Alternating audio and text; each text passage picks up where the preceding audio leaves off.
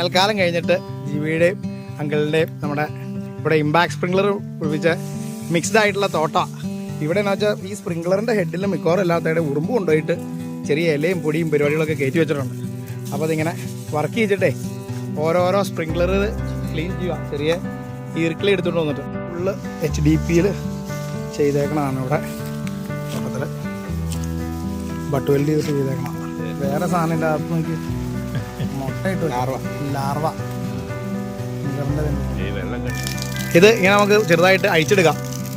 ആ നോസിൽ ഒന്ന് ഊതി ക്ലീൻ ചെയ്തിട്ട് നേരെ രണ്ടാമതങ്ങ് ഇട്ട് കഴിഞ്ഞ് കഴിഞ്ഞാൽ എന്നിട്ട് ഒന്നുകൂടെ അങ്ങ് അടിക്കുക. അപ്പോൾ അതിന് വേണ്ടി വാൽവ് ആ സമയത്ത് അങ്ങ് അടയ്ക്കുക, ഒന്ന് ഊതി ക്ലീൻ ചെയ്യുക. നമ്മുടെ സാധനം പുല്ലിയായിട്ട് ഇറക്കിയിട്ടുണ്ട്. അപ്പോൾ നമ്മുടെ സാധനം കണ്ട